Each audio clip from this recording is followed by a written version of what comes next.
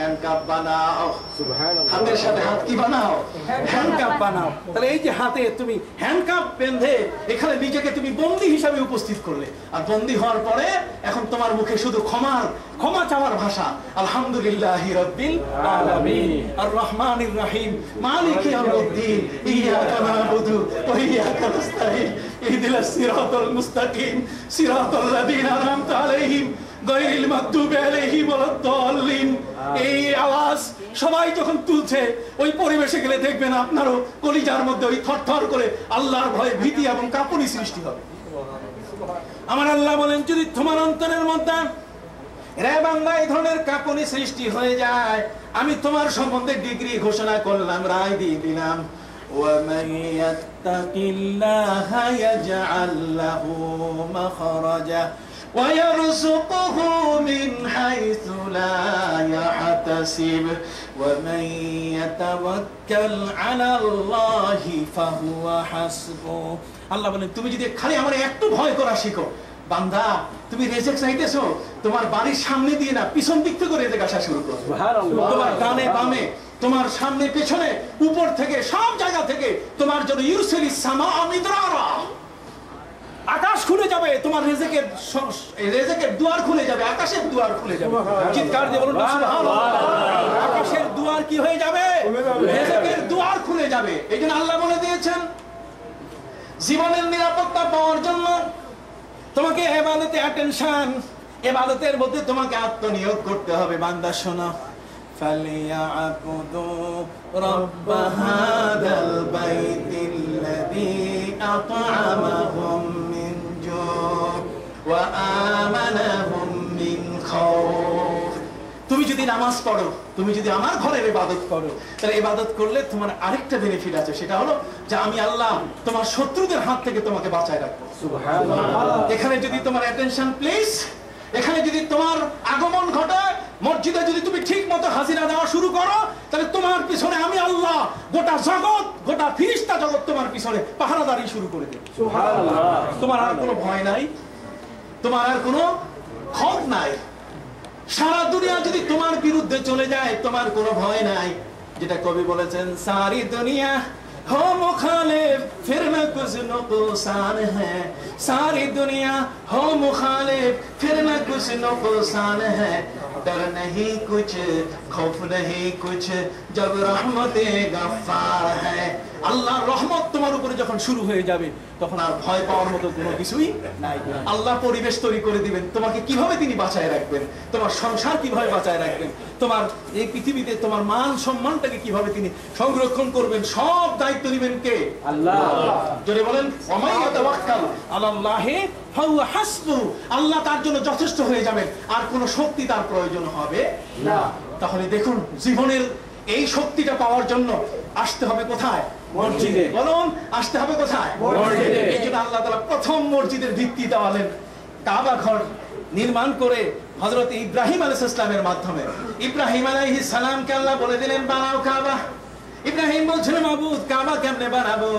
কাবা ঘরের এই বেনা, কাবা ঘরের বুনিয়াদ দিতে গেলে, এখানে এর ওয়াল তৈরি করতে গেলে পাথর দরকার, বহুদূরের পাথর আনবো কিভাবে? আল্লাহ বলছেন, তুমি হুকুম করো, পাথর চলে আসবে। এই উদাহরণ দিতে গিয়ে আমি আপনাদের কাছে বলছিলাম, হযরত মুসা আলাইহিস সালামের কওমের মানুষেরা, বন্দী যারা, তার কাছে পানি চাইলো। পানি যখন চাইলো, মুসা আলাইহিস সালাম বলেন, পানি পাবো কোথায়? সাগরের পানি খাইলে তো হবে না। কথা বলেন, কাজে পানি চাইতে হবে কার কাছে? আল্লাহর কাছে। তাদের আরেকটা প্রবলেম ছিল, সেই প্রবলেমটা হলো যে তাদের গায়ের পোশাকগুলো ছোট হয়ে গেছে। ছোট বাচ্চাগুলো আর কাপড় কেনার জন্য বাইরে যাইতে পারে না, আস্তে আস্তে পোশাক ছোট হয়ে গেছিল। দাবি হয়েছিল যে ময়লা হয়েছে পোশাক, এগুলো বড় করা দরকার, পানের জন্য, গোসলের জন্য দরকার। মুসা আলাইহিস সালাম বলছেন, এত দরকার, আসো। যখনই দরকার হয় মুসা নবীকে বললে, মুসা নবী চলে যান কোথায়? সুবহানাল্লাহ। প্রত্যেক নবীর যাওয়ার জায়গা, আল্লাহর সাথে নেটওয়ার্ক পাওয়ার জায়গা এক একটা ছিল। যেমন ঈসা আলাইহিস সালামের জন্য আল্লাহর সাথে নেটওয়ার্কের জায়গা ছিল, তাকে যেখানে জন্ম দেওয়া হয়েছে বেথলেহেম, বাইতুল লাহাম, বেথলেহেমে, এখানে গেলে আল্লাহর সাথে যোগাযোগ হয়। আর মুসা নবী যখন তার কওমের মানুষের কাছ থেকে কোনো দাবি পান, তখন তিনি দৌড়াই যান কোথায়? দূর পাহাড়ে গেলে নেটওয়ার্ক পাওয়া যায়, বিশাল টাওয়ার তৈরি হয়ে যায়, নেটওয়ার্ক সৃষ্টি হয়ে যায়। আর আমার নবীর ব্যাপারে আল্লাহ বলছেন কোথাও যাওয়ার দরকার নেই, আপনি যেখানে থাকবেন আমার সাথে যেখানে আপনি মক্কায় থাকেন নেটওয়ার্ক পাবেন, আপনি মদিনায় থাকেন নেটওয়ার্ক পাবেন, আপনি পথে থাকেন নেটওয়ার্ক পাবেন, আপনি ঘুমাইয়া থাকেন তবুও নেটওয়ার্ক সব সময় ওপেন থাকবে আপনার জন্য। চিৎকার দিয়ে বলো সুবহানাল্লাহ। ভাইরা আমার, এই জন্য আমি আপনাদের খেদমতে আরজ করতে চাই, হযরতে মুসা আলাইহিস সালাম এবার তিনি আল্লাহর কাছে দাবি করলেন, মাবুদ পানি দাও, আমার কওমের মানুষেরা পানি পায় না, এরা যদি জেল থেকে মুক্ত হয় তাহলে এরা আমাকে মানবে না যে মুসা তোমার আল্লাহ আমাদেরকে বন্দী করে রেখেছেন, অথচ তিনি পানি দেন নাই, বদনাম হয়ে যাবে। এবার হযরত মুসা আলাইহিস সালাম ইস্তিসকা করা শুরু করলেন, পানি চাওয়া শুরু করলেন আল্লাহর কাছে। আল্লাহ বলেন আমি সেই পানি চাওয়ার দোয়াটা, মুসা নবীর আবেদনটা কোরআনে কোট করে দিয়েছি, বান্দা তুমি পড়ো। আমার আল্লাহ বলেন وَإِذِ اسْتَسْقَى مُوسَى لِقَوْمِهِ فَقُلْنَا اضْرِبْ بِعَصَاكَ الْحَجَرَ فَانْفَجَرَتْ مِنْهُ اثْنَتَا عَشَرَةَ عَيْنًا। আল্লাহ বলে দিলেন, রে মুসা তুমি একটা কাজ করো, তোমার হাতে তো আসা আছে, লাঠি আছে, মুসার কাছে আসা আছে, কোন না কি আছে? আসা মানে লাঠি। কাজেই মুসা তোমার কাছে আছে আসা, আসা মানে লাঠি, তুমি লাঠি দিয়ে যে কোনো একটা পাথরের উপরে আঘাত করো, দেখবে ওই পাথরটা 12টা টুকরা হয়ে যাবে। 12টা গোত্রের জন্য যেহেতু ইসনা আশারা নাকিবা, তুমি 12টা গোত্রের 12 জন নেতা বানাই দিয়েছো, অতএব 12 গোত্রের মানুষের জন্য পানির দরকার। কাজেই তোমার জন্য আমি বললাম তুমি পাথরে আঘাত করো, পাথরে আঘাত করার সাথে সাথে দেখবে পাথরটা 12টা টুকরা হয়ে যাবে, 13টাও হবে না, 11টাও হবে না। কোন সুবহানাল্লাহ। তাহলে 12 হবে না, আর কি মানে 13টাও হবে না, 11টাও হবে না, হবে কয়টা? 12টা পাথরের টুকরা হলো। মুসা নবী জিজ্ঞাসা করলেন, আল্লাহ ওরা তো পানি চাইছে, পাথর চায় নাই, ওরা তো চাইছে কি?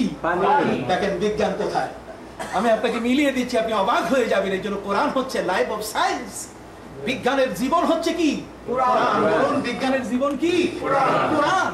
অতএব সেই কোরআন মজিদে আল্লাহ তাআলা বলে দিলেন তুমি 12টা এই পাথর নিয়ে 12 গোত্রের মানুষের সামনে তুমি রেখে দাও, দেখবে সাথে সাথে 12টা পাথর রাখার সাথে সাথে ওই পাথরের ঘষা খেয়ে জমিনে এক একটা নদী তৈরি হয়ে যায়। 12টা নদী তৈরি হয়ে গেল। মুসা নবী 12 গোত্রের মানুষদের তার নেতাদেরকে বলে দিলেন তোমরা যাও তোমাদের সঙ্গীদের নিয়ে এবার পানিতে গোসল করে আসো, কাপড় ধুয়ে আসো। ওরা যাইয়া দেখে নদীতে পানি নেই, নদীতে কি নাই? নদীতে পানি নাই। পানি না পাইলে গরম হয় না? ওরা গোসা হয়ে মুসা নবীর কাছে এসে বলছে, মুসা আমরা তো আপনার কাছে এই পাথর চাই নাই, আমরা তো আপনার কাছে এই নদী শুকনা নদী চাই নাই, আমরা চাইছি পানি। পানি দেন, প্রার্থনা পানির, পাথরের নয়, নদীর নয়। পানি কেমনে দিবেন আপনি, দেন না। মুসা আলাইহিস সালাম বললেন পানি পাও নাই? কয় না। তোমরা কি নদীতে নেমে দেখছো? কয় না, নামি নাই। কয় নামো, নামলে তারপর দেখবে তোমাদেরকে দেখলেই পানি উপরে আসা শুরু করবে। সুবহানাল্লাহ। 12 গোত্রের মানুষ যখন নদীতে নামা শুরু করলো, যত নিচে নামে তত পানি উঠে। তার মানে ওই যে অটো শাওয়ার আপনি নিচে দিলে আস্তে করে পানি আসে, যে মানুষের দেহের সাথে কানেকশন। কন্যা সুবহানাল্লাহ। হাত দেওয়ার সাথে সাথে আপনার হাতের মধ্যে পানি পড়তেছে, বিজ্ঞান এখান থেকে আবিষ্কার করেছে। চিৎকার দিয়ে বলুন না সুবহানাল্লাহ। হযরত মুসা আলাইহিস সালামের উপরে অভিযোগ ছিল, মুসা পুরুষ না মহিলা না হিজড়া। সেই যুগের মানুষ কাপড় খুলে নদীর পারে গোসল করত। মুসা নবী নবী হওয়ার কারণে তিনি গোপনে গোপনে জঙ্গলে কাপড় খুলে ভাবে গোসল করে রীতি অনুযায়ী উঠতেন। আপনি ইন্দোনেশিয়ার মানুষ তো দেখেছেন, যতই সুন্দর পোশাক থাকুক না কেন উপরে একটা লুঙ্গি বাঁধবে, লুঙ্গি পরবে। লুঙ্গিটা হচ্ছে তাদের জাতীয় পোশাক। কথা কর না, কাবাগরের দিকে যারা গেছেন লুঙ্গি গায়ের উপরে থাকবে, এটা জাতীয় পোশাক। যতই দামি ফুল প্যান্ট দামি পাজামা তার ভিতরে থাকুক না কেন, কিন্তু লুঙ্গি তার উপরে থাকতেই হবে। কথা বুঝতে পেরেছেন? জাতীয় পোশাকটা। মুসা নবী তো সেই জাতির একজন মানুষ, কাজেই ওই জাতির যে অভ্যাস মুসা নবী তো তার থেকে ভিন্ন কিছু নয়। কাজেই এতটুকু যে এক্সেপশনাল, তিনি আলাদাভাবে গোপনে গোসল করতেন। গোসল করতে গিয়ে তিনি একবার নিজের লুঙ্গি পাথরের উপরে রেখে গোসল করে শেষ করে যখন লুঙ্গি নেওয়া শুরু করছেন, পাথর লুঙ্গি নিয়ে দৌড়তেছে। কোরআন বলছে কাবাররাহুল্লাহ, আল্লাহ বলছেন যে ওই মুহূর্তে এই পাথর নিয়ে যখন লুঙ্গি লুঙ্গি দিয়ে পাথর যখন দৌড় দেওয়া শুরু করেছে, মুসা নবী লাঠি মারে, এই থাম, পাথরতে লাফায় ব্যাঙের মতো, লাফায় এমন এক জায়গায় উপস্থিত হয়েছে, সমস্ত বিশাল মানুষের সমাগম। সবাই দেখলো মুসা কি, কোন বলে হিজরা না পুরুষ না মহিলা। এরপরে হযরত মুসা আলাইহিস সালাম লুঙ্গি দিয়ে, পোশাক দিয়ে নিজের আব্রু তিনি ইজ্জত রক্ষা করলেন। কাজেই কোনো কোনো ক্ষেত্রে এমন হয় যে আল্লাহ তাআলা কারো কারো ক্ষেত্রে তিনি প্রবল প্রতিবাদের মুখে তিনি এই ধরনের কঠিন কঠিন ঘটনাগুলো তিনি ঘটিয়ে দেন। মোট কথা হলো যে পাথর দৌড়াতে পারে। হাজরিন, শুধু তাই নয়, পাথরের জীবন আছে। যদি জীবন না থাকে তাহলে মাকামে ইব্রাহিমে ইব্রাহিম নবীর পায়ের চিহ্ন কিভাবে পাথর ধারণ করবে? রে ভাইরা, জীবনে কোনোদিন নবীর মদিনায় যদি যাওয়ার সুযোগ হয়, নবীর মদিনায় যদি কোনোদিন যান, মদিনা মুনাওয়ারা থেকে উহুদের পাহাড়ের দূরত্ব হলো মাত্র 7.5 কিলোমিটার দূর। আল্লাহ তাআলা আমাকে প্রায় 20 থেকে 20 বার নিলেন তার কাবা ঘরে, অসংখ্যবার উমরায় যাওয়ার সুযোগ দিয়েছেন। কতবার উমরায় গেছে আমি নিজেও হিসাব বলতে পারবো না। এই ক্ষুদ্র বয়সে আল্লাহ এতটুকু সুযোগ করে দিয়েছেন। মদিনা মুনাওয়ারায় আল্লাহর নবী যেখানে দান শহীদ হয়েছিল, আল্লাহর নবী যেখানে পাথরের উপরে পড়ে গেছিলেন, দাঁত ভেঙে গেছিল, যে দাঁতটার উপরে আঘাত করেছিল পৃথিবীর চরম বেঈমান, যার নাম হলো আব্দুল্লাহ ইবনে কামসা। নাম কি? আব্দুল্লাহ ইবনে কামসা। এই লোকটা নবীর দাঁতের উপরে তীর মেরেছে।